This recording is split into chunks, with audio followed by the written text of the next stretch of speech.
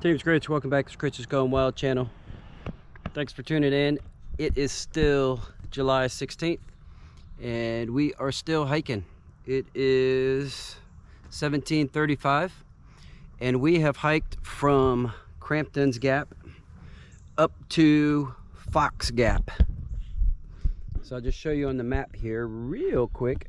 So down here's Crampton's Gap. That's the last video I did for you. So here's the Appalachian Trail, and here we are at Fox Gap. And then we are going to camp close to Turner's Gap, and then I'll do some videos there tomorrow.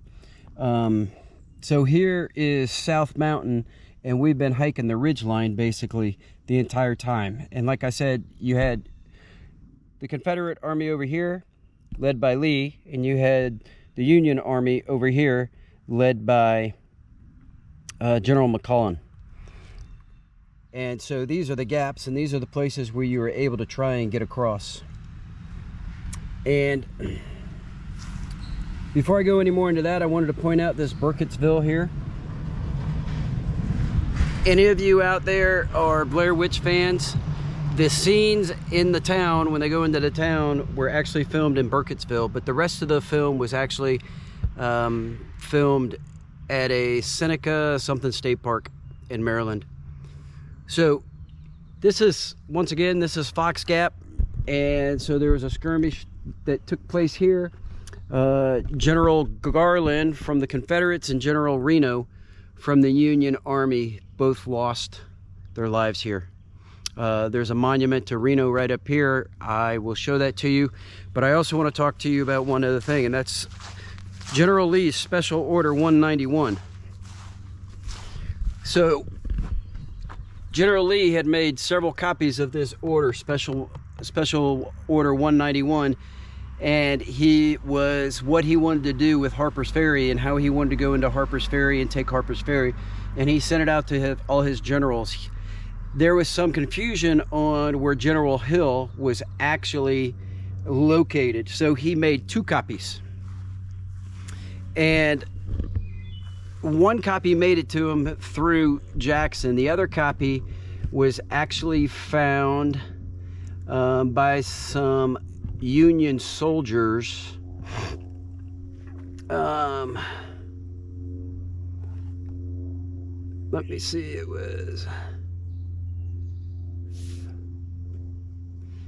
in an abandoned campsite near Frederick in an envelope wrapped around 3 cigars.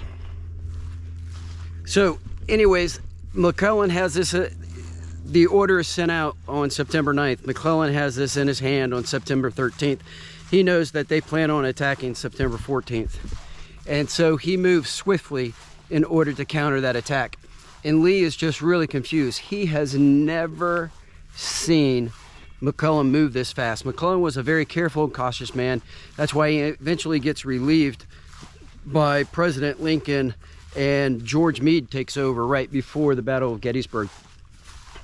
So even Lee is surprised. And you have to understand, in the Civil War, almost all these generals knew each other because they all went to West Point together. They all served together before there was the Confederates and the Union Army. There was just the U.S. Army, and they all served. So they all knew each other. They knew their personalities, and they knew how they operated and how they acted.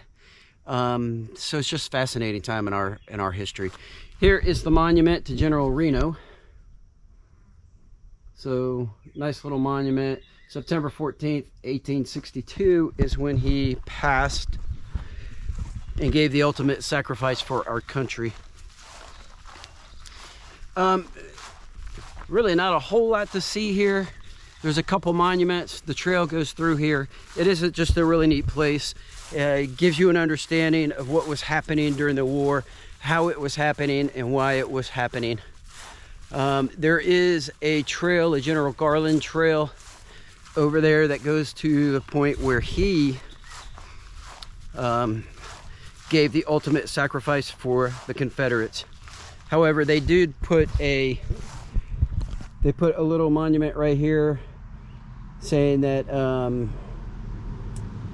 he was mortally wounded near here, which if you take that trail, it'll show you that. So anyways, friends, thanks for tuning in. Thanks for being here. Thanks for being part of the team. Thanks for the prayers, the love, the support. Thanks for all you guys do. Stay positive. Do something good for somebody. Say your prayers. Have a glass of wine for me tonight. And until we get to Turner's Gap, Sky King out.